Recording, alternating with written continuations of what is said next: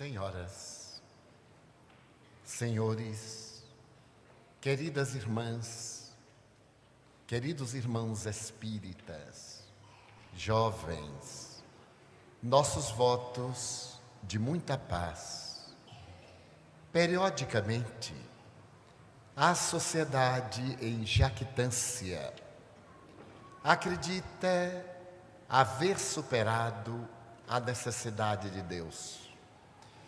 Em períodos de inquietação emocional, de conflitos, de guerras, de frustrações, tanto o indivíduo como a sociedade apresentam os seus tormentos em transferências psicológicas contra a divindade. Felizmente, a divindade possui um caráter de resistência transcendental, que supera as injunções perturbadoras e sempre se apresenta imutável, enriquecedora, meta e objetivo de todos os seres. É provável que a primeira reação cultural e definida contra Deus tenha sido a que aconteceu na França durante o período revolucionário que começou em 1789.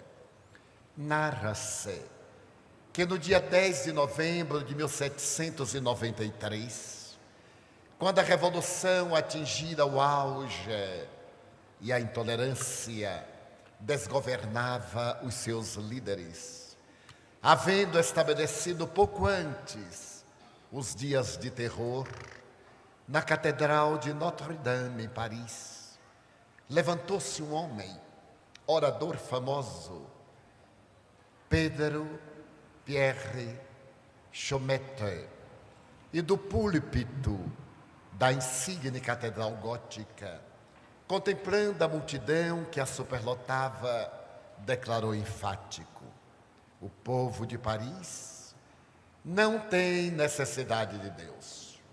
A partir de hoje, destronamos Deus.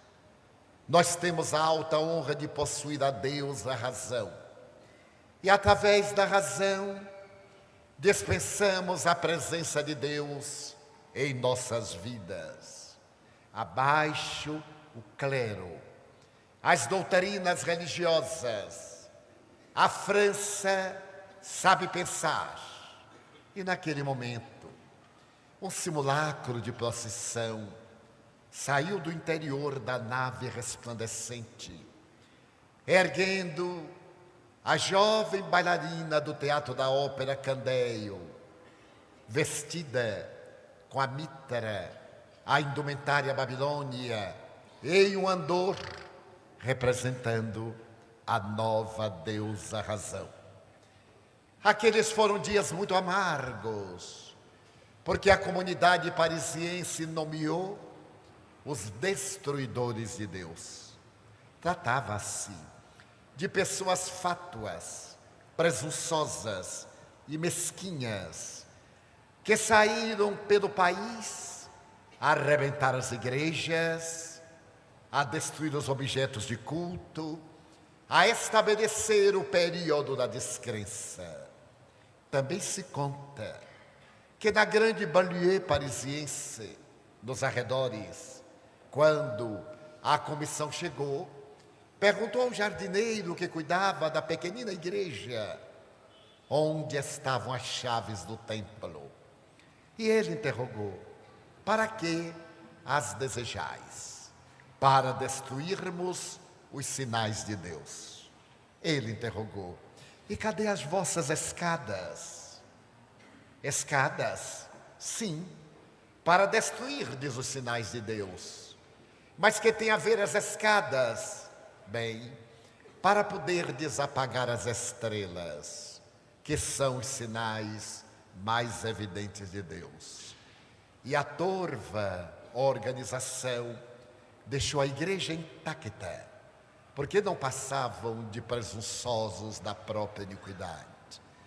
Mas o arrebatamento filosófico tomou conta da mentalidade francesa e Deus foi expulso da França. No ano de 1802, quando Napoleão Bonaparte desejou apresentar-se em pleno coração de Paris, na condição de primeiro magistrado, ele recorreu ao Vaticano para poder firmar uma segunda concordata que lhe abriria as portas ao poder. E Deus voltou à França. Havia sido expulso pelo verbo de um atormentado e era trazido pela espada de um guerreiro. No dia 2 de dezembro de 1804, naquela mesma catedral gótica, Napoleão Bonaparte era coroado imperador dos franceses. E para o ato magno, ele mandara buscar no Vaticano o Papa Pio VII. No momento em que o coro, com 200 vozes, cantava a música especialmente preparada para aquele momento, pompa e circunstância, o Papa levantou-se para coroar o corso, e este, que detestava Pio VII, arrebentou o protocolo, tomou a coroa de suas mãos e autocingiu-se. Logo depois, coroou Josefina como a primeira imperatriz da França. É curiosa a criatura humana. Cerca de 15 anos antes, a Revolução destruíra a casa dos Capetos e dos Bourbons. E agora entronizava uma nova monarquia, a Bonaparte. Napoleão, para demonstrar o seu fastio e a sua intolerância contra o representante da cristandade católica, mandou encarcerar o Papa em Fontainebleau, humilhando de maneira vergonhosa.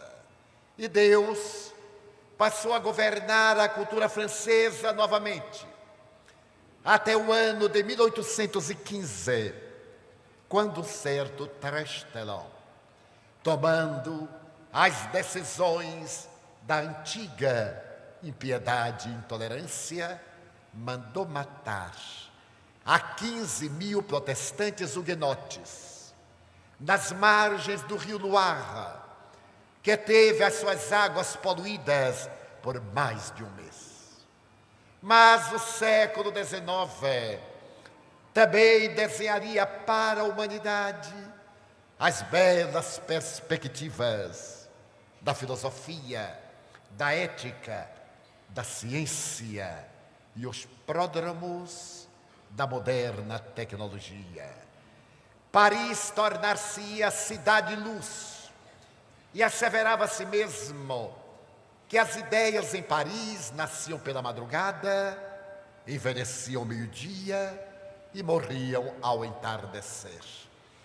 Era possível encontrar-se da Rive Gauche ao extraordinário Pasteur, mas também a Semmelweis, aqueles homens e mulheres que deveriam trazer para a humanidade os recursos preciosos para tornarem a vida mais factível de ser vivida, ensejando-nos prolongamento da existência física através da moderna medicina. Deus conseguiu reinar por um período relativamente largo, mas logo depois, Schopenhauer, o filósofo alemão, proclamou a desnecessidade da crença e fez a apologia do suicídio. Por que sofrer? A vida não tem qualquer sentido, nem qualquer significado. O indivíduo, quando enfrente um problema grave, pode libertar-se dele através da morte. E apresentava aos seus discípulos a tese absurda, esdrúxula, do suicídio. Conta-se que um dia, um jovem que viera do interior, inebriado de inocência e de encantamento, ao ouvir o mestre preconizar no seu as dores do mundo, a necessidade do suicídio, perguntou-lhe: o senhor já deve ter mais de 50 anos, sem dúvida. Deve ter sofrido muito, sem dúvida. E por que não se matou? Porque se eu me matasse, quem iria ensinar vocês a matar-se? Era sem dúvida um filósofo.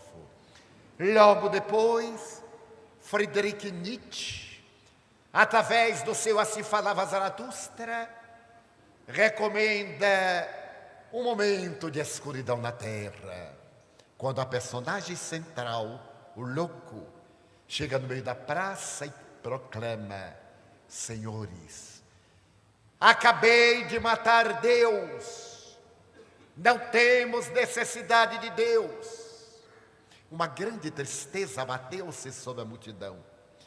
E o louco começou a reflexionar: agora que matamos Deus, quem alimentará as aves dos céus, os peixes do mar? Quem acenderá as estrelas quando a noite chegar? As igrejas, as catedrais, são um mausoléu de Deus. E um sofrimento imenso tomou conta da sociedade. Nietzsche já se encontrava esquizofrênico quando escreveu essa obra tormentosa e lírica, vindo a falecer absolutamente demente no mês de agosto do ano de 1900. Mas se a filosofia delirou, também a ciência dava gargalhadas de Deus. E na Universidade de Paris, nos exames anatomopatológicos, Florence Cuvier, dissecando cadáveres, dizia de maneira cínica: a alma é uma sudorese cerebral. Nós temos dissecado milhares de cadáveres e nunca encontramos a alma. Na Alemanha, Bochner, Carlos Vogt declaravam também enfático: vós falais da alma, dizei-nos onde está sediada a residência da alma e nós vos provaremos que a alma é o suor cerebral, semelhante à bile secretada pelo fígado e à urina eliminada pelos rins. Dizei-nos onde está a alma e nós gargalharemos da vossa ingenuidade. De Alba, o século XX. E à medida em que as claridades da ciência ensejam um dia jubiloso para a humanidade do século XX, Deus lentamente voltou à nossa cultura. Por volta de 1956, quando Yuri Gagarin saiu da Terra pela primeira vez na história da humanidade e fez o grande percurso que celebraria a corrida para fora do planeta, ele declarou da sua bólide espacial: estou além das nuvens e não encontrei Deus, somente o vazio. A terra é azul. E essa expressão de Yuri Gagarin deveria iniciar uma nova fase de ateísmo, porquanto, nas esquinas de São Francisco, na Califórnia, jovens atormentados propuseram a doutrina hippieísta, dando prosseguimento às doutrinas apresentadas por Jean-Paul Sartre e Madame de Beauvoir, depois da Segunda Guerra Mundial, com a tese do nadaísmo. Vós nos falais de Deus. Para que ter dignidade e retidão? De repente vem a bomba e tudo desaparece. E o movimento existencialista, patrocinado por esses dois seres admiráveis e sépticos, elegeu a sua deusa, uma atriz cinematográfica de nome Juliette Greco, que vestida de negros, cabelos até os ombros partidos ao meio, representava o prazer, o gozo, até a exaustão dos sentidos. Na década referida de 60, quando os jovens saíram de São Francisco para a Universidade de Berkeley, para poder escutar a voz de Marquise, deixemos a guerra, façamos o amor, saíram desvairados a fumar maconha, e logo depois a enveredarem pelo ópio e a seguir pela cocaína, fazendo a apologia do sexo em nome de um amor mentiroso da sensualidade, que nada tem a ver com o sentimento nobre que exorna a realidade do amor. Mas mesmo assim, apesar dessa reação juvenil, que no grande encontro de Woodstock reuniu aproximadamente 800 mil jovens, que por 3 dias e 3 noites viveram a bacanal, até a exaustão dos sentidos, eles mesmos criaram a ópera pop Jesus Cristo. E Deus começou a voltar à sociedade. A Holanda, através dos seus melhores teólogos, também deu a sua opinião. Eles apresentaram um catecismo que passaria à posteridade como sendo o catecismo holandês. Nesse catecismo não se fala sobre Deus. Nós somos cristãos, diziam aqueles teólogos, mas somos ateus. Cristãos, porque nós acreditamos em Cristo. A história pode provar-nos a existência de um Cristo histórico, mas Deus é uma fábula, Deus não existe. Estávamos nos primeiros anos de 1970, antes de 80. Foi quando o insigne cientista americano, o Dr. Cressy Morrison, que era diretor do Museu de História Natural de Nova York por 40 anos, botânico, levantou-se e escreveu um livro. Vós dizeis que não existe Deus, que não tendes prova da existência de Deus. Eu gostaria de dizer-vos que creio em Deus e não me envergonho disso. Eu creio em Deus porque tenho 7 motivos pelos quais a realidade de Deus é incontestável.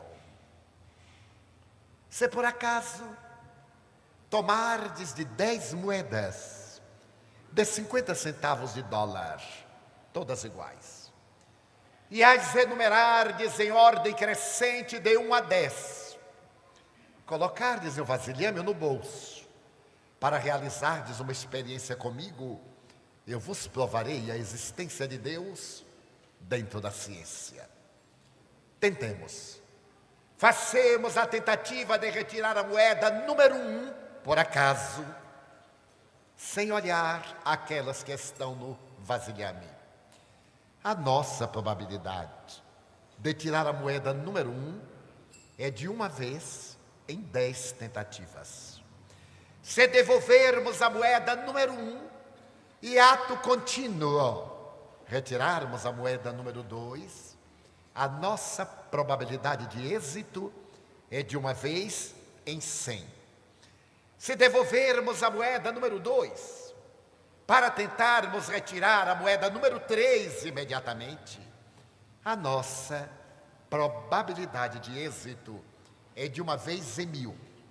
Se devolvermos a moeda número 3 e tentarmos a 4, a 5, a 9ª, a 10ª, a nossa probabilidade de êxito é de 1 vez em 10 bilhões de tentativas fracassadas. Logo, por uma razão, eu creio em Deus, quando me detenho a contemplar a harmonia que vige em nosso sistema. Por exemplo, a Terra está distante do Sol 150 milhões de quilômetros, mas não é por acaso. Se ela estivesse distante a 140 milhões de quilômetros, a vida seria totalmente impossível, porque o calor do Sol destruiria toda forma de vida. E se ela estivesse, por acaso, a 160 milhões de quilômetros, a vida seria impossível de vicejar na Terra, por ausência absoluta de calor, de infravermelhos e de ultravioletas, seus raios básicos. Então, alguém pensou, não foi o acaso. A Lua está distante da Terra aproximadamente 300 mil quilômetros. E não é por acaso. Porque a Lua é responsável pelas marés, pelo equilíbrio do planeta. Se a Lua estivesse, por exemplo, a 200 mil quilômetros, a vida seria impossível, porque a sua pressão magnética levantaria ondas tão altas que lavariam as montanhas do Himalaia e reduziria por erosão tudo que existe na Terra a nada. Mas se ela estivesse a 400 mil quilômetros, por acaso, a vida na Terra seria totalmente impossível. Examinando a atmosfera do planeta, são 60 quilômetros de atmosfera, mas não é por acaso, de oxigênio.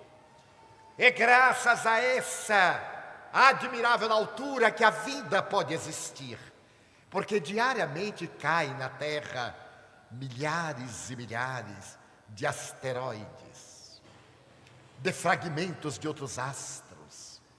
E quando eles entram na atmosfera, são ralados, o que produz a decantada visão da estrela cadente. Se não houvesse, por acaso, 60 quilômetros ou apenas 40, os aerólitos que caem diariamente na Terra seriam tantos que matariam toda e qualquer forma de vida.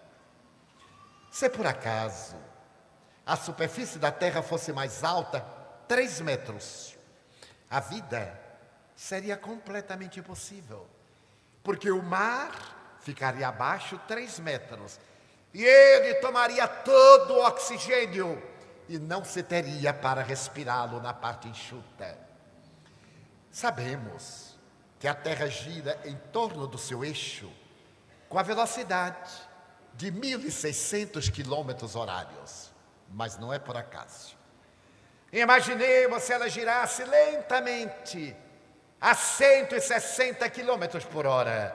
A vida seria impossível, porque o dia seria 10 vezes maior.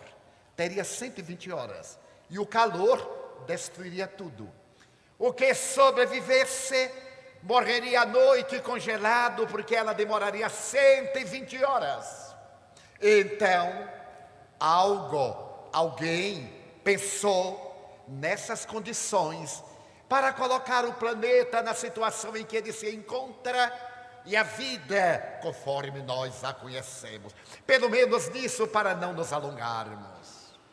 Eu creio em Deus por uma segunda razão, que se chama vida. Que é a vida? Se eu perguntar a cada um aqui, ele dará uma resposta especial. O que é a vida para o botânico, para o psiquiatra, para o filósofo, para um poeta, para um fisiologista, para um esteta. Cada um de nós dará a definição de vida de acordo com a sua emotividade, a sua capacidade de apreensão do significado existencial. A vida é tão extraordinária que não pode ser definida. Claude Bernard dizia que a vida... Bem, mas ele falava do ponto de vista biológico. E a vida vai além do seu status biológico. O que é a vida?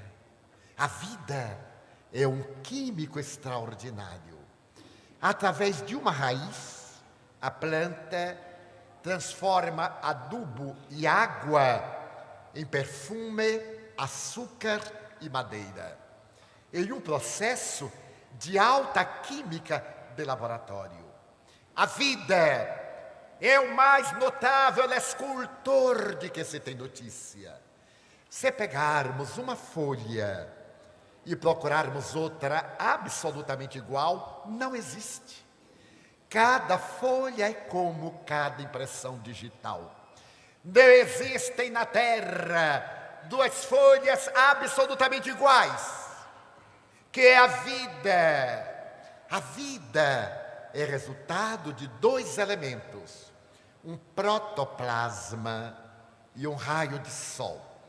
Se destruíssemos toda a vida da Terra, vegetal, animal e humana, e ficassem um protoplasma e um raio de sol, à medida que o sol incidisse sobre o protoplasma, ele se dividiria pela lei da scissiparidade ou mitose. E dentro de 10 bilhões de anos, aquele protoplasma teria restituído à Terra tudo aquilo que hoje nós verificamos. Então, por isso, eu creio em Deus. Creio em Deus por uma terceira razão, que se chama o instinto dos animais. Se eu perguntar aqui o que é o instinto dos animais, cada um me dará uma ideia. Mas o instinto dos animais não tem exatamente uma sede, uma definição. Por exemplo, a vespa, quando vai desovar, ela sabe que vai morrer. E ela sabe que os seus filhinhos, para viverem, necessitam de comer carne viva. Se comer carne morta, morrem. Todos nós sabemos que os insetos já nascem adultos e com fome. Parecem até que são nordestinos. Então a vespa faz uma viagem até encontrar um gafanhoto. Dá-lhe uma picada e o gafanhoto fica imobilizado. Ela arrasta-o, coloca-o em uma cova que faz na terra e desova na parte do abdômen do gafanhoto. Voa e morre. Mas ela sabe que os seus filhos estarão a salvo. Quando eles nascem, começam a comer o gafanhoto da parte não vital para os centros essenciais. E quando o gafanhoto morre, eles viajam. E a vespa não erra nunca, porque se errar, extingue a espécie. Quem ensinou isso à vespa? A primeira vespa fez assim, a última fará assim. Porém, o que é mais impressionante é que os entomologistas ainda não conseguiram descobrir o lugar em que a vespa faz a picada para imobilizar o gafanhoto, não o matar. Então, esse instinto do inseto leva-me a crer em Deus. Mas se o fenômeno da vespa é tão fascinante, mais fascinante é o das enguias.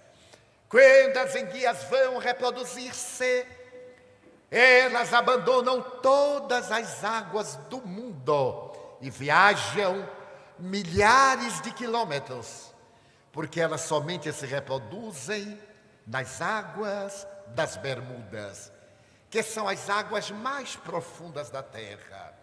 Ali reúnem-se, reproduzem-se e morrem. Os seus descendentes viajam milhares de quilômetros para habitarem os mesmos mares, os mesmos oceanos de onde vieram seus ancestrais. E nunca foram encontradas enguias europeias em águas americanas, nem enguias americanas em águas europeias. Dir-me-eis, é o instinto. Muito bem. O acaso estúpido que fez uma lei que não se modifica? Bem, mas ainda para mim é fascinante o salmão. Quando o salmão vai desovar, ele faz uma viagem de volta às águas em que nasceu, viajando contra a correnteza. Se pegarmos o salmão e colocarmos no afluente do mesmo rio, ele retém a desova, porque ele sabe que não é ali. Faz a viagem até desovar no lugar em que nasceu e morre. Os seus descendentes viajam de volta e vão habitar as casas dos seus familiares nas mesmas águas. Mas se tudo isso é intrigante, mais intrigante é um pássaro brasileiro chamado João de Barro. Quando está no inverno, o João de Barro trepa na árvore mais alta e coloca o bico na direção do vento que vai soprar no inverno do ano seguinte. Então, durante a primavera, ele constrói a sua casa, colocando a porta no lado oposto do futuro vento. E não erra nunca, porque se ele colocar a porta equivocada e o vento entrar, matará sua prole, e nunca se enganou. O que mata de inveja o serviço de meteorologia brasileiro, que raramente acerta. Então, por esta razão, eu creio em Deus. Mas eu creio em Deus por uma quarta razão, que é chamada genes e cromossomas. Quando eles foram descobertos no século XIX por um sacerdote, o mundo passou a sorrir melhor. Porque os genes e os cromossomos são tão extraordinários que se a humanidade inteira fosse reduzida aos genes e cromossomos iniciais, a humanidade toda caberia dentro de um dedal de costureira. 6 bilhões e 150 milhões de pessoas. Naquele dedal de costureira estariam todas as nossas características: a calvície, a cárie dentária, a inteligência, a beleza, o porte, o peso, em um dedal de costureira, cantando as glórias de Deus. Mas eu creio em Deus por uma quinta razão, que se chama inteligência. O instinto dos animais, que também os temos, é semelhante a uma nota monótona, repetida, sempre igual. A inteligência são as 7 notas musicais. É uma pauta. A inteligência alberga a capacidade de pensar seu abstrato e decodificar seu concreto. Então, eu creio em Deus, porque sou um ser inteligente. Mas eu creio em Deus por uma sexta razão, que se chama equilíbrio ecológico. Existem na Terra 750 mil famílias de insetos. Como todo inseto nasce adulto, como dissemos, e com fome, a divindade fez que eles respirassem através de tubos e não de pulmões. À medida que eles vão crescendo, os tubos não têm capacidade de oxigená-los e eles morrem. O que não é acaso, porque se os insetos pudessem crescer com aparelhos respiratórios, ao sairmos daqui, uma formiga, uma pulga com o corpo de um elefante acabariam com a humanidade. Alguém pensou. É por isso que a cigarra estourou pelas costas de tanto cantar. Poesia. A cigarra não canta. O ruído que ela faz é o atrito das patas. E ela estoura porque ao crescer não pode respirar e arrebenta-se. Esse sistema ecológico é tão perfeito que os australianos, no século passado, tentaram cultivar as suas terras. Mas a Austrália é um continente quase. E os ventos que sopravam do mar matavam todas as mudas. Os australianos tiveram uma ideia: fazer sebes, cercas vivas, que pudessem impedir o vento. E levaram para a Austrália uma palmácea, um tipo especial de planta de mandacaru que defenderia as suas plantações. Mas eles não se lembraram que aquela planta não tinha inimigos naturais na Austrália. E quando a planta começou a crescer, a florescer, o vento levava o pólen. E a planta começou a multiplicar-se com uma celeridade que em 10 anos roubou uma área agrícola do tamanho da Inglaterra.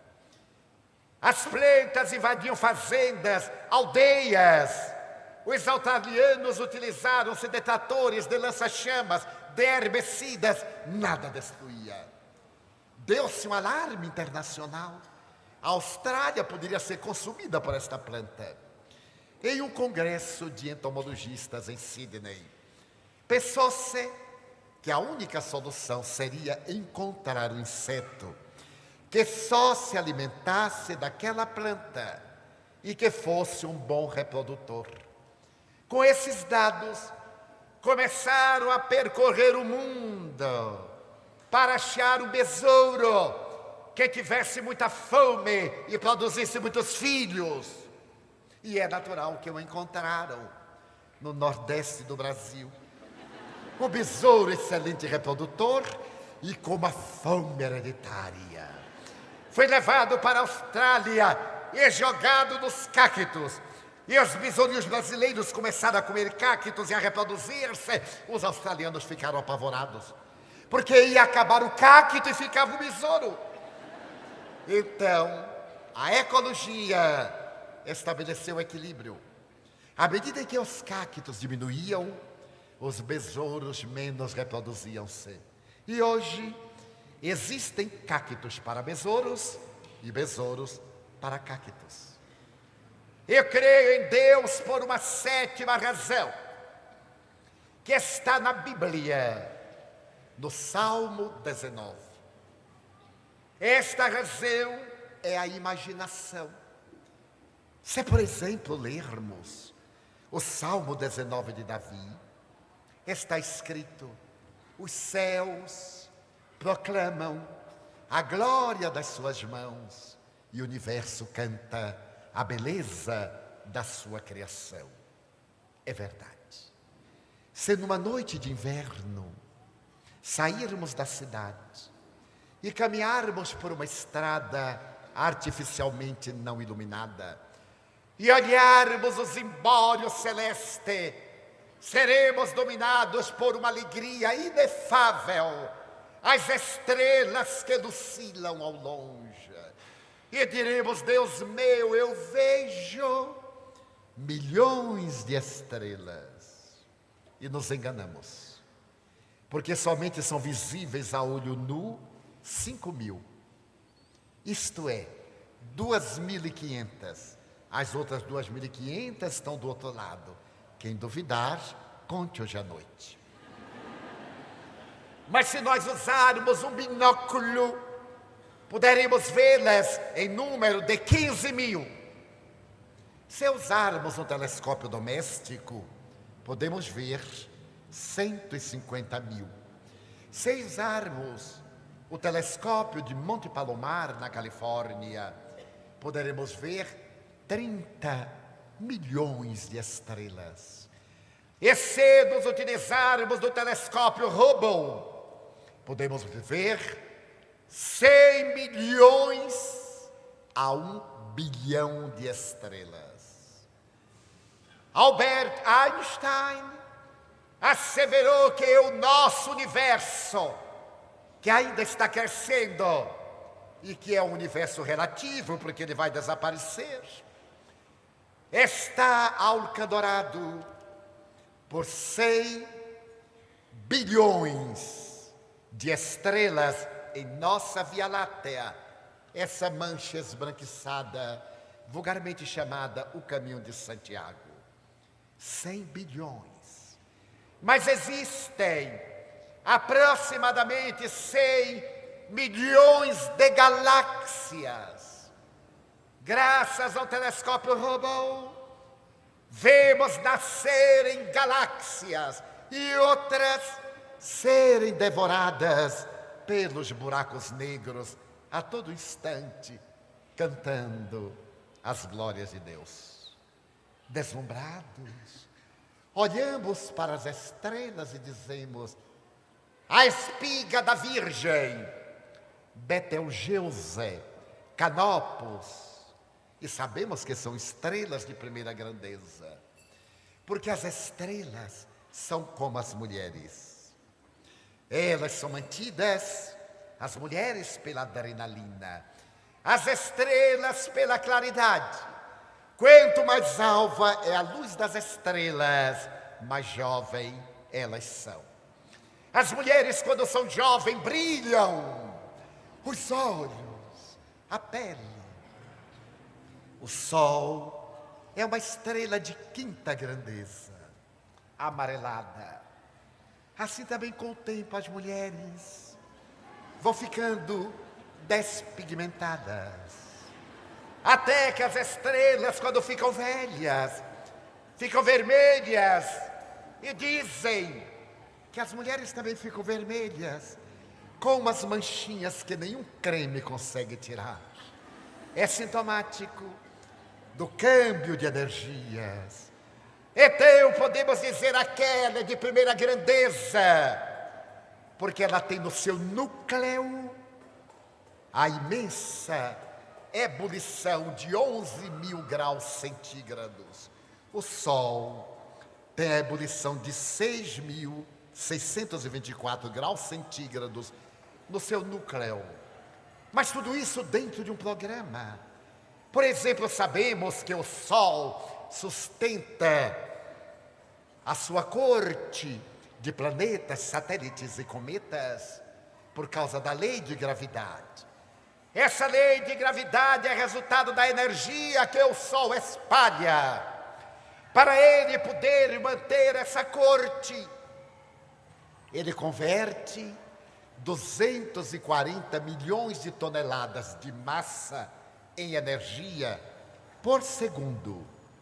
O que equivale a dizer que o Sol vai morrer.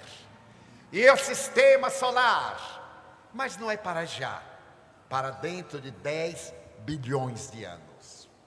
Certa feita eu me referi a esses dados, e quando eu terminei, veio uma criatura feminina e me perguntou assustada: seu Divaldo, é mesmo que o Sol vai morrer? Eu digo: astronomicamente sim. Toda a Terra, os planetas, astronomicamente sim. Em quanto tempo?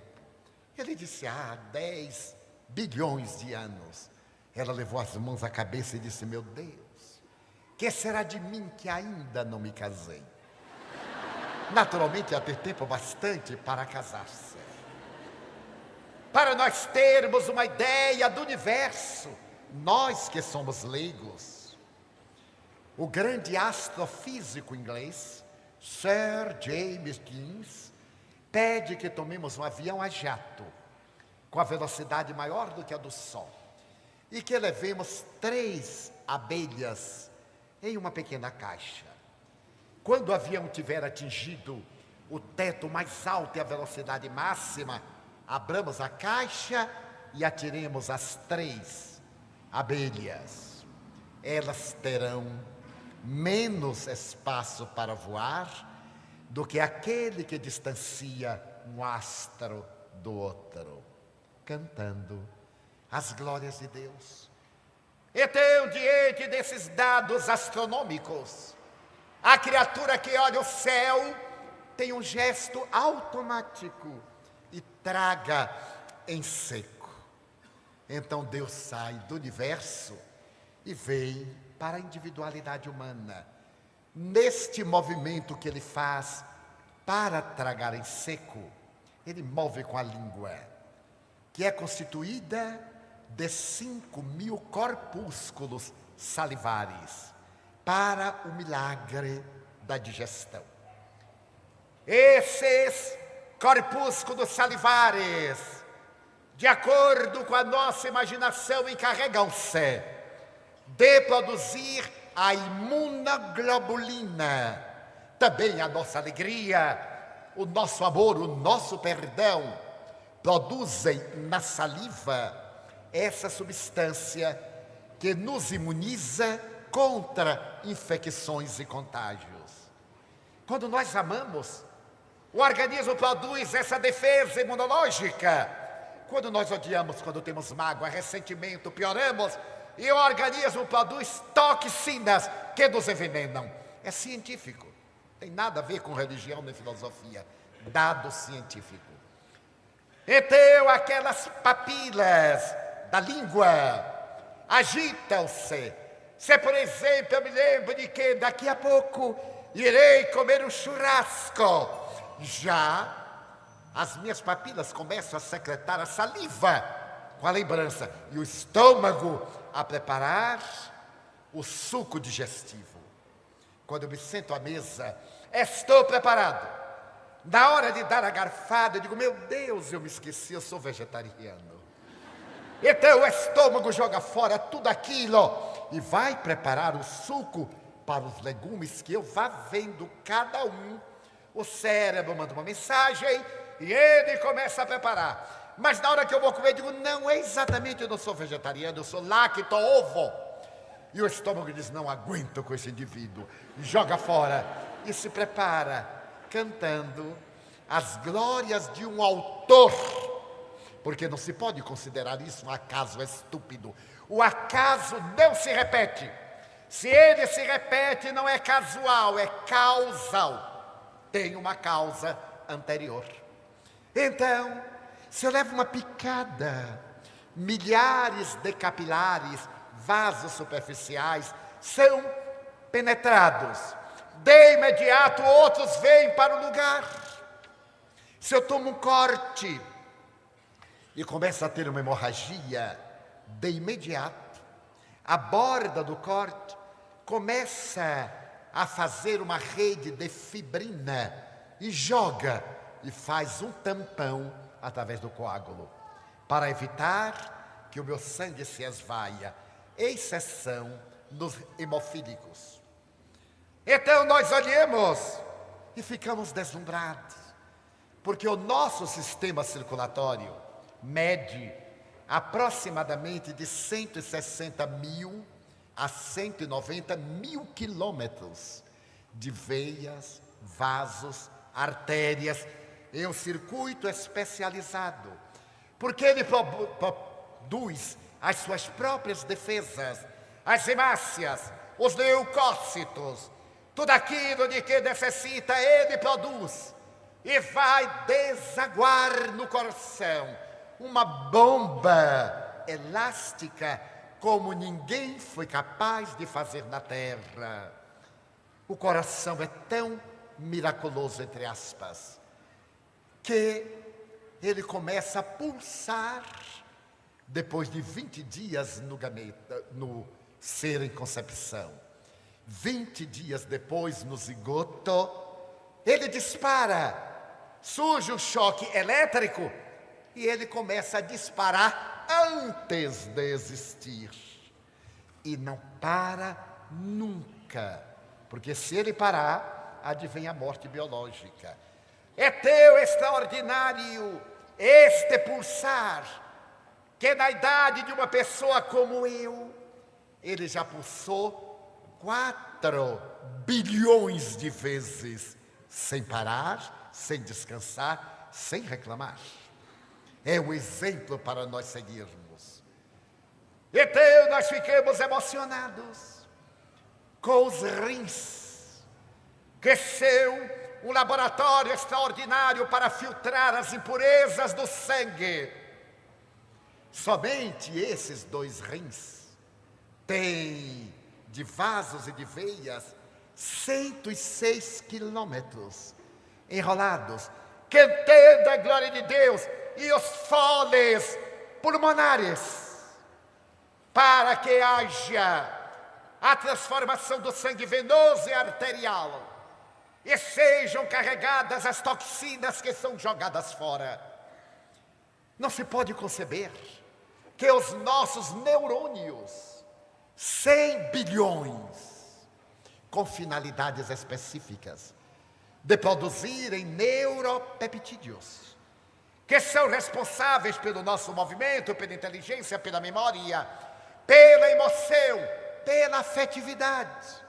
Aí estão os depressivos. Falta de serotonina e de noradrenalina, que são produzidas na parte posterior do cérebro, no RAF e no locus ceruleus. Então, esses milagres não podem ser resultado de uma lei estúpida que um dia simplesmente ocorreu. E o próprio coração, quando ele pulsa, ele ejeta o sangue, coração, pé, coração, cérebro, coração, com a velocidade de 70 metros por segundo. Arritmia, qualquer variação, logo o organismo se ressente, cantando as glórias de Deus. Mas se nós olharmos Deus fora, Ele é tão extraordinário, que o apóstolo João deu a melhor definição que existe de Deus.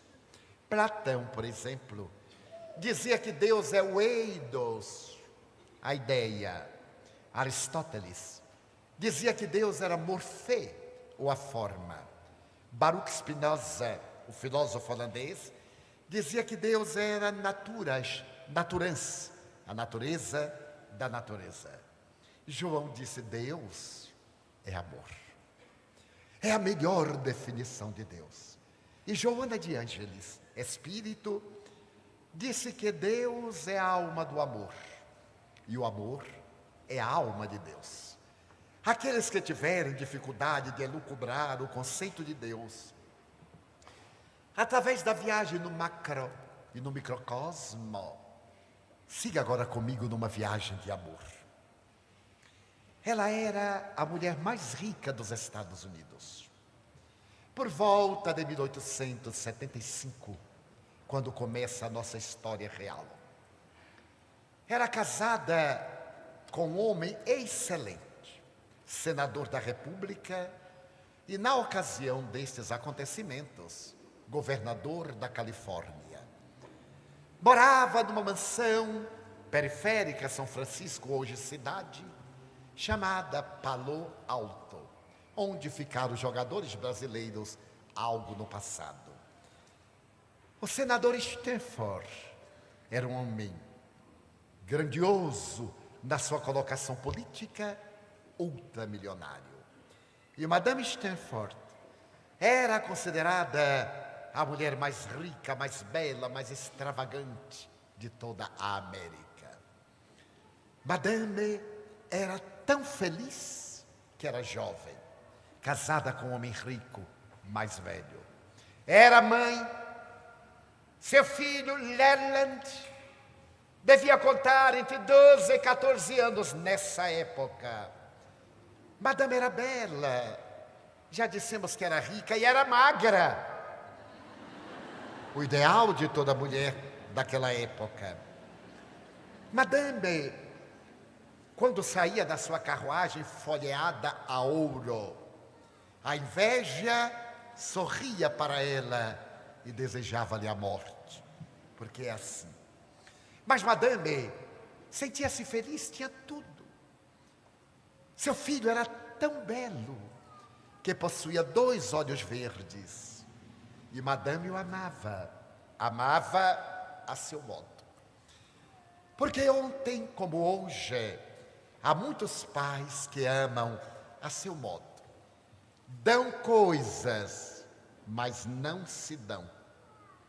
Dando as coisas, subornam. Dar-se, conquistariam, mas são egoístas. É muito mais fácil dar um presente do que fazer-se presente. Mas Madame amava Leland de acordo com sua posição social. Era uma mulher muito ocupada, não tinha tempo, é claro, como muitas mães atuais. Mas ela dizia às amigas: não falta nada para meu filho.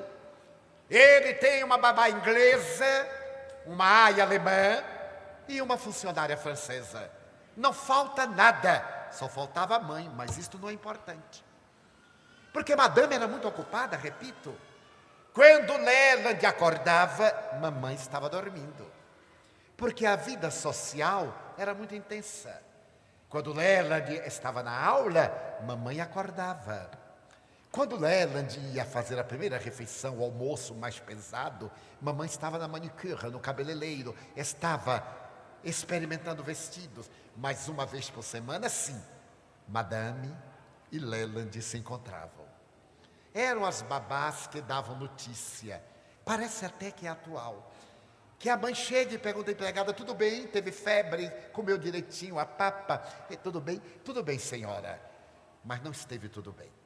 A ausência dela nunca será preenchida. O drama, o conflito, o ódio, a frustração, o complexo de inferioridade, a soledade, as gangues que virão depois, é a busca da ternura de mãe e de pai, que a criança não teve. A psicologia demonstra, e a psicopatologia confirma. Examine a vida de um criminoso e verá que foi uma criança maltratada, a 99,99%. Mas Madame não pensava assim. Era uma senhora honesta, boa, nobre, era o conceito da época. Mas na razão inversa, Leland amava a mamãe e ao pai, com aquela ternura que somente as crianças sabem oferecer. Madame vivia no seu mundo de quimeras. Como este mundo impermanente é fascinante. E saía de uma para outra sensação, procurando a felicidade que se esgueirava e fugia da sua mão. Passava os dias felizes e, oportunamente, às vésperas da abertura da Ópera de São Francisco, um cronista social descobriu que uma tia de Madame Stefford, que morava naquela cidade, havia morrido. Era uma tia pobre. Essas velhas pobres que têm coragem de nascer em família rica. Morava num bairro miserável, porque era pobre. Mas quando o cronista social descobriu que era tia de Madame Stefford, colocou na primeira página do São Francisco Star: morreu uma tia de Madame Stefford. Era uma lady inglesa. Morava num bairro pobre só para ver como é que pobre vive. Quando Madame leu, disse: aquela infeliz sempre nos trouxe problemas. Achar de morrer na primavera, quando poderia ter morrido no inverno. Não faria falta a ninguém, não chamava atenção. Mas o periodista dizia: Madame está de luto. Por uma semana, Madame não recebe, não pode ir a recepções. Para Madame, era uma punição. Ficar uma semana inteira dentro de casa, até hoje. Para muita gente, ficar uma semana inteira dentro de casa é crueldade. Então, Madame, desesperada, no dia seguinte, correu ao marido e perguntou-lhe: o que é que eu farei? Esta casa que é um museu, porque anualmente Madame fazia uma viagem à volta da terra para comprar peças na Bavaria, lustres e cristais na Tchecoslováquia, tapetes na Pérsia e porcelana na França. O que é que eu farei? Esta casa enorme é um museu. Uma semana. Então o marido, que a amava, disse-lhe: vá brincar com nosso filho. Muita gente tem filho como bibelô, para brincar uma que outra vez. Ela disse: é verdade, meu filho. E saiu correndo pelo imenso corredor na ala direita da mansão que pertencia a Leland. Quando ela empurrou a porta, ele estava no clavicórdio tocando uma balada. Madame se comoveu. Era uma mulher muito nobre. Tirou o sapato e, sobre o tapete fofo e caro, ela foi deslizando. Enquanto Leland tocava, sentou-se ao solo, pôs a cabeça na perna magra do filho e olhou para ele de baixo para cima. Os olhos verdes de Leland iluminaram-se. Ele sorriu e continuou tocando. quando terminou, mamãe, meu filho, que balada triste. Você sabe cantá-la? Sei, mamãe. Foi a minha aia francesa quem me ensinou. Cante-a para mim. Lela, de agora emocionado, dedilhou o teclado e cantou com a voz de rouxinol, profundamente feliz. Madame comoveu-se até as lágrimas. E quando ele terminou, ela pediu: meu filho, traduza a história desta balada. É uma história triste, mamãe. É a história de uma família que morava numa praia, na Normandia, de pescadores. Diariamente o pai, a mãe e o filhinho saíam de casa até uma penedia, onde ele tinha o barco atracado. Ele entrava no barco e dizia: voltarei à tarde, com a pesca.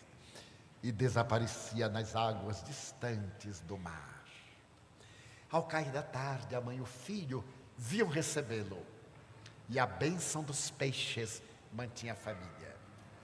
Hoje, amanhã, depois, sempre. Mas um dia, ele se foi. E quando a mulher e o filho foram buscá-lo, ele não veio. A noite inteira, ele não voltou. Nem da madrugada seguinte, nem do outro dia, nem durante a noite, nem no terceiro dia. Então a mãe do menino disse: fica aí, eu vou buscar teu pai, que foi seduzido pelas sereias e adentrou-se no mar, e nunca mais voltou. E o menino fica daquele alto do penhasco, olhando o mar, esperando pela mãe e pelo pai, que ele não sabe se vão voltar. Oh, Leland, é realmente uma balada muito triste. Tu gostas dela? Muito, mamãe. Por quê, meu filho? Porque eu também sou assim. Eu fico aqui nesta penedia, olhando o mar. Mas meu filho, e teu pai? É governador da cidade, mamãe. Ele nunca tem tempo para mim. Mas tu me tens a mim. Sim, você também foi atrás dele. E eu sempre fico esperando você voltar. Oh, Leland, anjo querido, eu ficarei contigo toda uma semana. Vamos brincar. Leland saiu do clavicórdio e foi correr, brincar. No dia seguinte também, no outro dia, ao quarto dia, ele estava feliz. E madame também. Ela descobriu o milagre do amor, porque amor é convivência. Admiração, paixão, desejo são relâmpagos. Amor é estrutura de convivência, em que se ama o bom e em que se compreende o lado mau, em que se ama o indivíduo e se perdoam os seus erros. Quando o amor somente recebe, não é amor, é negócio. Quando o amor descobre o lado pior e se revolta, não era amor, era egotismo. Eu amo porque sou beneficiado, mas na hora que o outro precisa, eu me recuso. Madame descobriu que o amor era a convivência com seu filho, que ele era extraordinário, e começou a correr. No quarto dia, Leland perguntou entre uma e outra brincadeira: mamãe, que maravilha, você está em casa brincando comigo. Por quê, mamãe? Porque morreu uma tia nossa, e o protocolo social estabelece que nós temos que ficar alguns dias de luto, e no luto não nos podemos apresentar na sociedade. Mamãe, então quer dizer que toda vez que morre uma tia, a gente fica uma semana em casa? É, meu filho. Mamãe, e quantas tias você ainda tem? Não, Leland, não é exatamente assim. A verdade é que no sábado, no quinto dia, uma amiga de madame, daquelas frívolas, que todo mundo tem. Chegou até ela e disse: querida, eu venho libertar-te do cárcere. Eu descobri que aqui em São Francisco tem um orfanato, crianças miseráveis, esquálidas. Então eu tive a ideia de convidar a imprensa para que tu visites os órfãos. Então o repórter já tem o título da reportagem: Madame com a alma ferida de dor foi fazer a caridade aos órfãos. Essa caridade de jornal. Então tu irás, levarás bolos, guloseimas e sairás do cárcere. Madame adorou. Mandou preparar doces, guloseimas. E no domingo pela manhã, Madame desceu a escadaria para entrar na sua carruagem. 2 servidores de livré colocaram bandejas de prata dentro da carruagem, abarrotadas de doces, de biscoitos, de tudo aquilo que a criança adora. Quando a carruagem ia saindo, Leland apareceu no alto da escadaria, vestido de veludo azul, como se fosse uma tela de Gainsborough. Madame agora o amava. Ele nunca tinha entrado na carruagem de mamãe. Ela então perguntou: Leland, meu filho, tu queres vir? Oh, mamãe. Ele desceu a escadaria correndo, entrou, bateu a porta da carruagem. Ela deu sinal. O trotar dos animais saiu de Palo Alto. Mamãe, aonde vamos? Perguntou Leland. A um orfanato, meu filho. Mamãe, o que é um orfanato? Tu não sabes? Não, mamãe. Eu nunca ouvi esta palavra em nossa casa. Orfanato. Orfanato. Mas tu não sabes? Não, mamãe. Orfanato é uma casa que tem órfãos. Ah, mamãe, e o que são órfãos? Leland, essas professoras de hoje não ensinam mais nada. Tu não sabes o que são órfãos? Não, mamãe. Deixa-me ver como te direi. Órfãos são... Madame era rica, era magra, era bela, era tudo, mas não era muito lúcida. Órfãos são esses moleques de rua. A ralé, a borra da sociedade, que passam fome. Mamãe, aqui em São Francisco, meu filho, há muito miserável que passa fome. Mamãe, não é papai o governador da cidade? Não te metas em política. Mas mamãe, essas crianças não têm mães. Não, Leland. Eles não têm pães. Não, Leland. Mamãe, e lá em casa, que se jogam tantos pães para os cães. Que engraçado. Eu não tenho fome e tem tanta comida. E eles têm fome e não têm comida. Leland, isto é problema de Deus. Não nos envolvamos para não complicar nossa vida. A carruagem chegou à porta do orfanato. Os órfãos apareceram, são universais, magros, descuidados, a cabeleira rala, os dentes à mostra, mal vestidos, as unhas por cortar. É quase sempre assim em todo lugar. Mas eram crianças. Quando os empregados de livré saíram com as bandejas, Lela disse: meu Deus, são crianças. Arrebatou uma bandeja e foi ele mesmo servir os órfãos. Como é seu nome? Paul. Seu nome? Mary. Seu nome? John. Mamãe, veja como eles comem. E como comem os órfãos. Comem com os olhos, com a boca, com o estômago, com os bolsos comem. Ele ria. Madame estava constrangida. O herdeiro da fortuna misturado com aquela ralé. Leland. Mamãe, pare, meu filho. São miseráveis. Mamãe, são crianças, são miseráveis, Leland. Pronto, acabou a visita. Muito obrigado. Puxou o filho, entrou na carruagem e disse: nunca mais me repita isso. Mamãe, quando é que nós vamos voltar ao orfanato? Nunca mais. Mamãe, por que nunca mais? É a primeira vez que eu brinco com crianças, lá em casa não tem. Leland, tu és o herdeiro único dos Stanford. Teu pai tem uma fortuna colossal. Eu também. E tu queres misturar-te com esses miseráveis, a vergonha da sociedade. Mamãe, você notou que a parede estava rachada? Notei, Leland. Você percebeu um odor que vinha? Notei, Leland. Mamãe, no Natal, meu padrinho deu-me $1.000, lembra-se? Lembro-me. Eu quero dar os $1.000 que meu padrinho me deu para os órfãos, mamãe. Não os darei. Os teus $1.000, o teu pai colocou numa poupança. Já havia essa tragédia chamada poupança. Para que tu tenhas. Mas, mamãe, o que são $1.000? Seu colar custou 600 mil. E você tem dezenas. Não é o dinheiro, Leland. Este dinheiro é teu. Presente de teu padrinho, e eu não darei a ninguém. E acabou-se.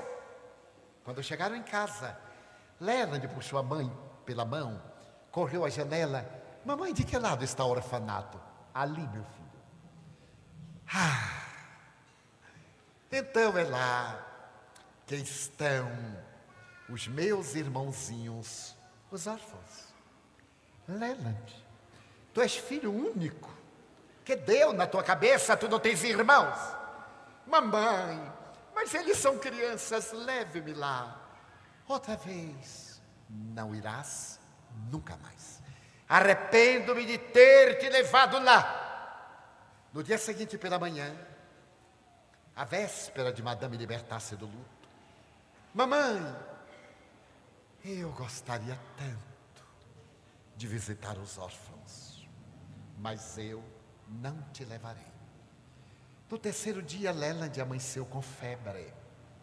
O médico disse, senhora, é uma obsessão compulsiva. Não é necessário remédio. Ou leva ao orfanato, ou tira-o de São Francisco.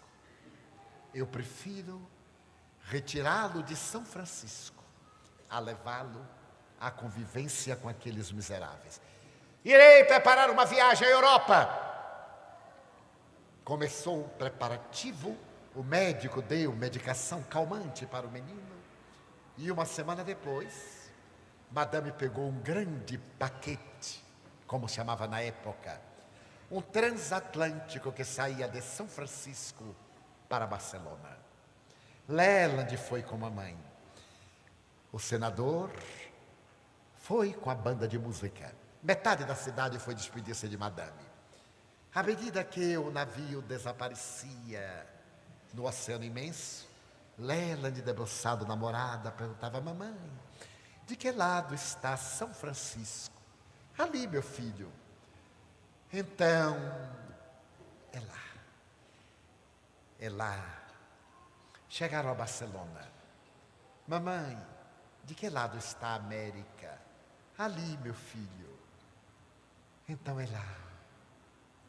Estiveram em Madrid, viajaram a Paris, a Londres, adentraram-se depois pela Holanda, desceram a Suíça, penetraram na Itália, e no mês de agosto, altas temperaturas na Europa. Madame estava em um hotel de luxo na Via Ápia antiga, em Roma, quando Leland foi atacado por uma febre. Chamados os médicos, um diagnóstico fatal, febre amarela. Na época, não havia cura. Eles disseram, senhora, não há cura. Mas como? Esta febre? Sim, senhora, é uma epidemia de febre amarela na Itália. Ele vai morrer. Não, meu filho não pode morrer. Tragam-me todos os médicos de Roma. Não há, madame. A única esperança seria o médico da rainha Vitória. Mandem buscá-lo. Se for necessário, trago a rainha também. Eu posso comprar a Inglaterra, mas meu filho não pode morrer. despachar uma carruagem na direção de Londres. E na terceira noite, delirando sobre um lençol de cetim especial, o calor, empregados abanando Leland, madame e os médicos, subitamente ele abriu os olhos verdes. Mamãe, leve-me à sacada. Correram, abriu a janela. Madame carregou seu tesouro tão fraco e chegou à sacada do hotel naquela noite morna de Roma. E ele perguntou: mamãe, de que lado está São Francisco? Ali, meu filho, fica bom, para tu visitares os teus irmãozinhos, os órfãos. Fica bom rápido, Leland. Nós voltaremos para casa, meu filho, e eu te levarei outra vez para visitar os teus irmãozinhos. Estou tão cansado, mamãe. Leve-me à cama. Madame depositou seu tesouro na cama. Olhou para ele. Mamãe, eu queria lhe fazer uma pergunta. Quando eu morrer, não vais morrer, mamãe. Quando eu morrer, você vai ser uma mãe que não tem filhos. Não é, mamãe? É, meu filho. Eu quero lhe fazer um pedido, mamãe.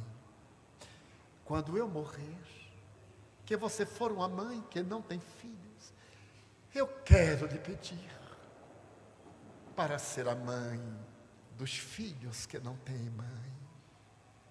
Você me promete, mamãe, tudo, meu filho, mas não morra. Nós somos tão ricos que eu posso ser sua mãe e a mãe de todas as crianças que não têm mães. Mas não me deixe, Leland, eu enlouquecerei. Mamãe, ouça, John, Mary, Paul, os órfãos estão chegando, mamãe. Não são, meu filho. É um delírio da febre. Não, mamãe, eles estão me chamando. Eu já vou. Mamãe, eles estão me chamando. Meu filho, não vá, Leland. Mamãe, depois que eu for, você eu serei antes a mãe de quem não tem mãe. Mamãe. A cabeça pendeu e os olhos verdes ficaram abertos como duas esmeraldas. Madame deu um grito e tombou desfalecida. Quando ela acordou, Leland estava morto.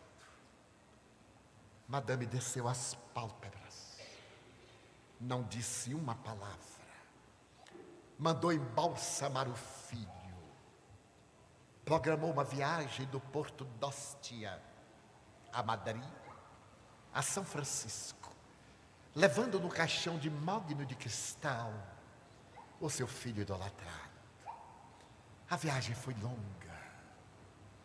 Quando chegaram a São Francisco, a cidade inteira estava no cais. A guarda de honra foi buscar o esquife, que desceu em marcha militar. Aquela mulher que era a rainha da moda não era mais a mesma. Que o digam as mães que sepultaram seus filhos. Madame estava envelhecida. Ela disse: ponham o esquife na carruagem e vamos ao orfanato. A Orquestra Filarmônica Sinfônica de São Francisco tocava a marcha fúnebre de Chopin. Quando o séquito chegou ao orfanato e as crianças apareceram, ela abriu a porta da carruagem, parecia louca. Leland, perdoa-me, meu filho. Aí estão os teus irmãozinhos, os órfãos. Perdoa-me, Leland. Eu era louca demais. Eles aí estão, perdoa-me, meu filho. E madame disse: agora, para casa.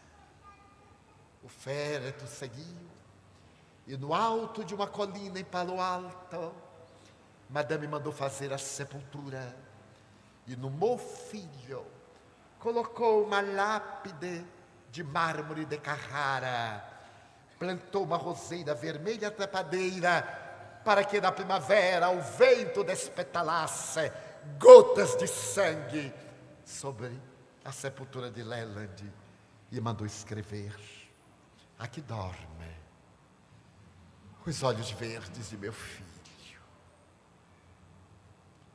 Naquele ano, madame deu ao orfanato $20 mil. No ano seguinte, madame construiu 2 orfanatos. No ano imediato, o senador morreu. E madame foi atendendo os seus órfãos. Um dia, ela descobriu que os órfãos não necessitam somente de pães e de mães. Ela então percebeu que eles precisam de educação. Vendeu tudo quanto tinha: propriedades, joias, peças raras, e construiu a Universidade Stanford, uma das 10 mais famosas do mundo moderno. Basta dizer que em 1908 foi lá que se conseguiu a fissão nuclear. No ano de 1905, um repórter brasileiro visitou Madame Stanford em São Francisco. Ela morava numa casa modesta, num bairro pobre. E quando ele chegou para entrevistá-la, ela disse: desculpe-me, mas eu só tenho uma chaise longue e não tenho uma cadeira. Madame, eu conheço a sua história. Eu quero fazer-lhe poucas perguntas. A senhora deu tudo o que possui a seus filhos órfãos? Tudo. Pode ver pela minha casa. Madame, e aqueles $1.000 que o padrinho de Leland deu-lhes? Não. Esse eu não dei, porque não eram meus. Transformei-os em uma fundação e coloquei um alto depósito para atender crianças órfãs de olhos verdes, em homenagem a meu filho. Filho de terra saudou-a e pôde ver na parede uma fotografia de Leland Stanford com um chapéu de plumas derreado e o vestido uma roupagem de veludo azul. É meu filho. Em 1965, eu estava no Ministério da Fazenda do Rio de Janeiro e proferi uma conferência. Quando entra esta criança de beleza incomum e me induz a contar a sua história, eu narrei-a mais ou menos assim. Mais tarde, o jovem José Raul Teixeira ouviu-me contá-la. E numa das suas primeiras viagens a São Francisco, na Califórnia, ele lembrou-se de Leland Stanford. Foi visitar a universidade que tem o nome da sua família.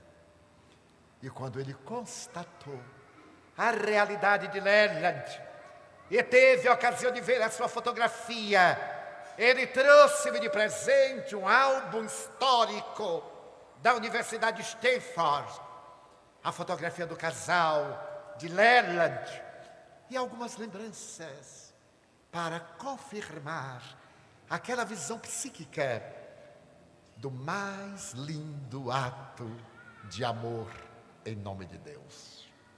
Leland Stanford havia reencarnado para ser o anjo que levaria sua mãe e seu pai na direção de Deus. Então Deus é amor.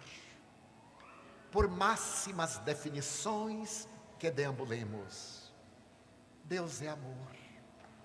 Ao Espiritismo coube a indeclinável tarefa de, em pleno século XIX, antes que aparecessem os materialistas filósofos, que aparecesse a proposta de Nietzsche, de Schopenhauer, os gritos da revolta cultural, o Livro dos Espíritos, publicado a 18 de abril de 1857, já traz a demonstração da realidade de Deus e do amor, quando Allan Kardec interroga na questão número 1, que é Deus?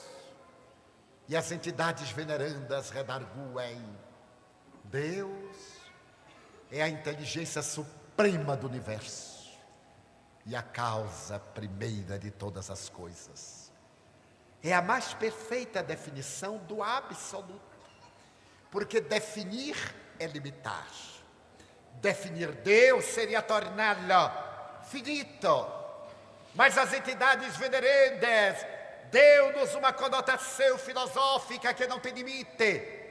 É a inteligência suprema e a causa primeira de todas as coisas. E Allan Kardec pergunta: e qual é a prova que se tem da existência de Deus? E novamente respondem: em um argumento que usais para as vossas ciências, todo efeito provém de uma causa. Logo, tudo aquilo que não foi feito pelo homem, por Deus foi feito. Olhai o universo em uma noite estrelada, erguei a língua ao palato e verificareis Deus. Mas é ainda nessa obra que Allan Kardec interroga, conforme a questão 625, qual o ser mais perfeito que Deus nos ofereceu para servir-nos de modelo e guia? E a resposta é a mais singela, a mais curta de toda a filosofia universal: Jesus é o modelo e guia da humanidade. Jesus é o exemplo do amor. Que vos ameis uns aos outros, para que todos saibam que sois meus discípulos. Vós sereis conhecidos por muito vos amardes. Um só mandamento vos dou: que ameis a Deus acima de todas as coisas e ao próximo como a vós mesmos. Nessa tríade, o amor a Deus, ao próximo e a si, eu prefiro fazer uma mudança de ordem. Primeiro, o auto-amor, porque eu tenho que o amar quanto me amo. E se eu me não amo, eu não amo a ninguém. Tenho desejos, sensações egoístas, angústias, e na razão direta que eu me perco no labirinto de mim mesmo, mas eu detesto os outros.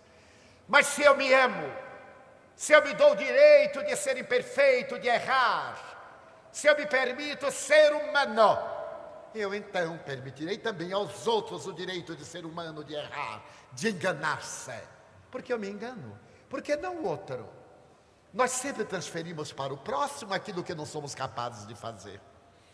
Mas ele deveria ter agido diferente. Também eu. Eu deverei agir diferente. Ah, mas eu não posso. E por que ele pode? A proposta de Jesus é psicológica. É psicoterapêutica. O amor, hoje, não é mais teológico. É educativo e é psicoterapêutico, repito, amor-terapia. O notável cardiologista americano Dean Ornish, um dos 100 homens mais importantes do século XX nos Estados Unidos, escreveu um livro que os senhores podem observar: Amor e Sobrevivência. Quem ama, vive mais, vive melhor, goza mais de saúde. Problemas cardiovasculares podem ser resolvidos pelo amor. O ódio, a ira, a mágoa produzem em nosso cérebro veneno. E é de 2 cientistas da Universidade de Harvard, os doutores David Bohm e Stewart Wolf. Quando nós amamos, nossos neurônios produzem uma substância semelhante ao fóton, micropartícula. O fóton é absorvido pelo nosso sistema nervoso central, que o encaminha ao sistema glandular, que o leva ao sistema imunológico. Então, quem ama não adoece. Pode ter doenças, porque a máquina enferruja, mas não é doente. A doença é acidente de percurso. Ser doente é haver-se intoxicado. Mas eles não param aí. Quando nós temos ciúmes, temos mágoas, odiamos, os mesmos neurônios produzem outra substância semelhante aos elétrons. Os elétrons desagregam as moléculas.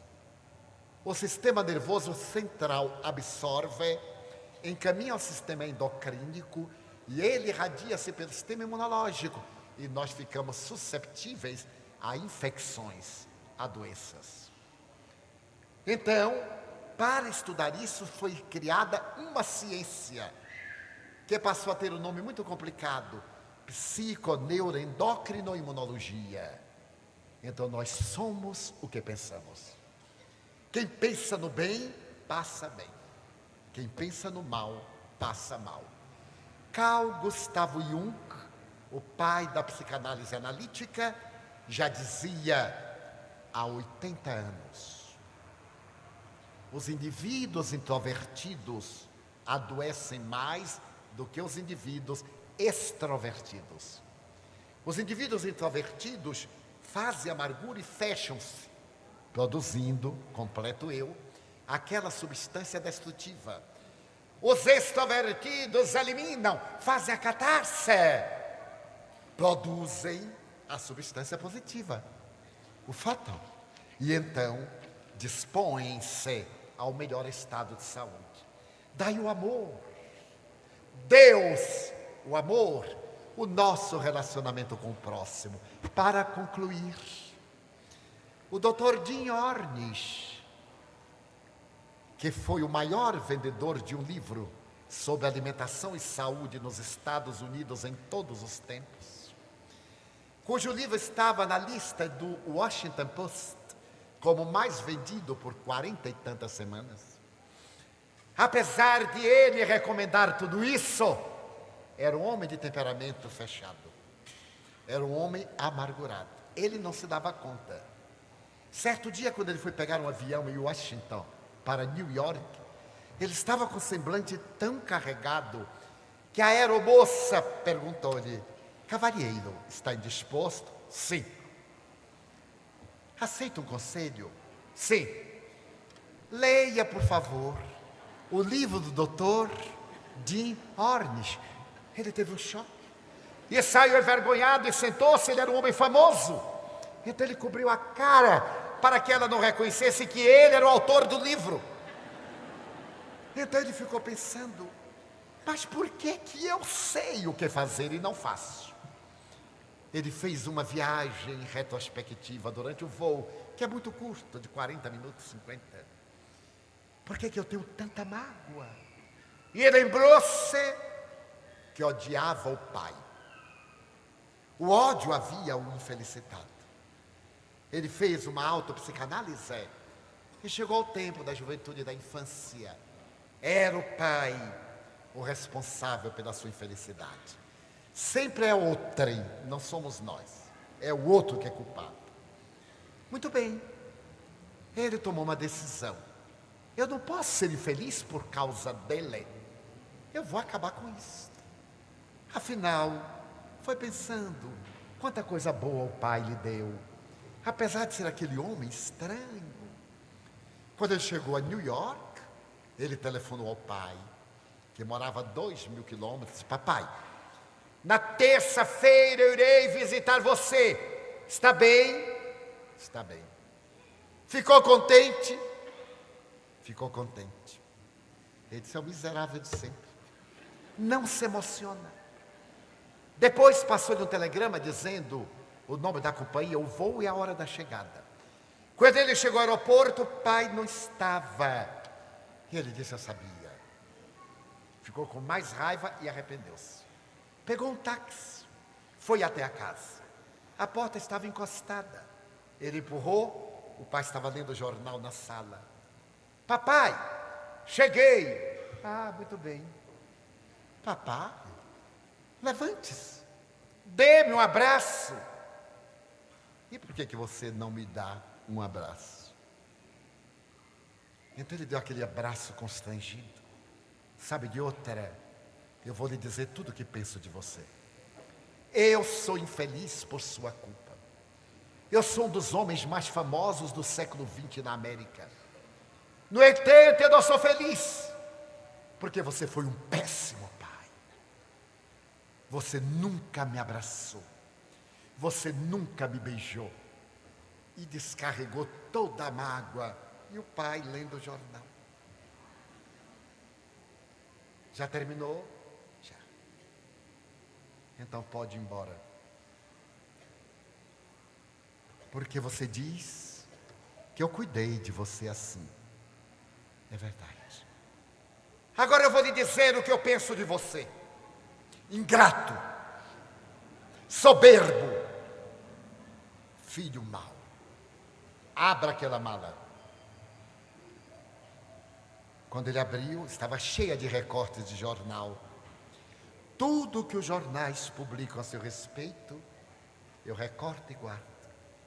Você nunca me mandou nenhuma notícia. Talvez tivesse vergonha de eu ser agricultor e você ser um médico importante. É provável.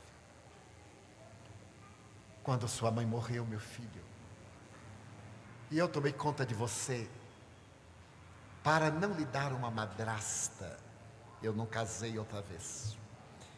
Você nunca imaginou o que é ser homem, jovem, que teve uma vida de lar e de sexo, e que por amor ao filho, renuncia para dar-lhe o que tem de melhor. Eu não esperava que nenhuma mulher talvez o amasse como a sua mãe. Certamente eu iria ter outros filhos e ela optaria, é provável, pelos outros filhos e não por você. Por amor a você. Trabalhei no arado para educá-lo. Você frequentou uma das melhores universidades dos Estados Unidos e não sabe quanto custou. Todo mês eu paguei. Paguei a sua pensão. Paguei a sua roupa. Paguei os seus livros. Você nunca me perguntou quanto custou. Eu deixei de viver, porque eu transferi para meu filho a honra de viver bem. Você disse que eu nunca o abracei. É verdade. Porque meu pai também nunca me abraçou. Você disse que eu nunca lhe beijei. E é verdade. Meu pai nunca me beijou. Era um homem do século XIX. Ele me educou assim. Eu não sabia educar de outra forma. Eu sou um agricultor. Você é um intelectual. Por que você não me ensinou? Por que a ignorância é que tem que ensinar a sabedoria? E deu a sabedoria ao ignorante. E se atreve a vir à minha casa dizer que me odeia. Você é muito atrevido. Eu só perdoo você porque você é meu filho. E eu amo a meu modo. Não posso amar a sua forma. Eu amo tanto que tenho imenso orgulho de você, apesar de você nunca ter me dado a menor importância. E agradeço a Deus a sua glória, que é boa para você, e que honra ao sobrenome que eu lhe dei, Ornish. Agora, meu filho, que já estamos esclarecidos, até logo. Perdoe-me, papai. perdoe-me. Perdoe a minha presunção, a minha ignorância. Eu também amo você, mas a minha vaidade era pior do que o meu sentimento. Perdoe-me. Oh, meu filho, quem ama não perdoa, quem ama compreende. E abraçaram-se. É o Dr. Jim Ornish quem confessa. E a partir daquele dia, ele nunca mais foi infeliz. Passou a sorrir. Porque quem carrega mágoa, carrega lixo. Tem o coração preso de angústia, porque gosta. É uma forma masoquista de ser feliz. Eu sou o sofredor. Meu pai também nunca me abraçou. Quando eu ia correndo abraçá-lo, ele: pare, homem não abraça homem. Eu não era homem, não era nada, era um gatinho, era um menino. E então eu aprendi a não abraçar. Até hoje, quando a pessoa diz: posso abraçar? Eu digo: pode, mas eu não retribuo. Não tenho jeito. Na minha família, Nilson, antes que a pessoa me abrace, ele já abraçou. Mas é outra estrutura. Eu estava na Carolina do Norte e terminei um seminário do dia inteiro sobre reencarnação. Quando eu respirei, um rapaz de uns 29 anos veio correndo, subiu ao palco, me deu um abraço e disse: I love you. Eu disse: Ave Maria. O que é que ele quis dizer, meu Deus? Então eu chamei o intérprete. Ele disse outra vez: I love you. Abraçou-me, deu-me um beijo desses estalados. Eu devo ter ficado pálido e suarento.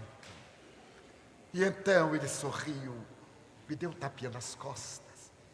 Eu digo: meu Deus, o que está acontecendo? E eu não conseguia abraçá-lo. Então eu disse ao meu intérprete: veja o que está acontecendo. Meu intérprete sorriu, conversou com ele. E ele disse: a partir de hoje, ele é meu pai espiritual. Eu tenho dois pais, o biológico e ele. Eu sou professor de eletrônica aqui na Universidade Y. E hoje pela manhã, eu ia matar minha mulher. Estamos num processo de divórcio litigioso. E ela está com nossa filha. Como o processo do divórcio é por adultério dela, eu achei o desaforo que ela, sem caráter, vai tomar conta de minha filha. Então hoje pela manhã resolvi ter uma conversa com ela. Eu me devolvia a filha, eu a matava. E talvez nos matássemos a todos. Quando eu passei pela porta do teatro e vi assim: se você tem problema, nós temos a solução. Venha ouvir um seminário de reencarnação para entender o porquê da vida. Eu disse: ué, parei o carro, li. A reencarnação explica os nossos enigmas. Então eu digo: bem, tanto faz matá-la pela manhã como matá-la à noite, eu vou ver primeiro o que é que esse cara tem a dizer. Aí eu entrei, ele falou tudo isso agora. Já que todo efeito tem uma causa, e todo efeito gera outros efeitos, mudou em mim, deu uma coisa em mim. Então ele me salvou. Você é meu pai. E outro beijo, eu digo: Ave Maria. E saiu. E antes de se despedir, disse: eu vou dizer à minha mulher que cuide da nossa filha. E vou me oferecer para ajudar na criação da minha filha, porque não tem nada melhor para criar o filho do que a mãe. E eu serei um pai presente, mesmo que ela dê a sua vida, a conduta que lhe aprover. O que importa é nossa filha, minha e dela também. E ele saiu iluminado. Depois daquele dia, eu aprendi a abraçar e a beijar. E quando a pessoa me diz: eu te amo, eu respondo. Aprendi a frase em 16 idiomas, pelos países que eu vou passando. Então quando a pessoa diz assim: I love you, me too. Ich liebe dich, ja. Je t'aime, oui. Estou um deputado federal do amor. Porque o amor é a alma de Deus. E Deus é a alma do amor. Não é importante que nos amem, mas é importante que nós amemos. Quem ama é feliz. Quem deseja ser amado é criança psicológica. Então, dando-nos as mãos, amemos. E a vida nos dirá: muito obrigado.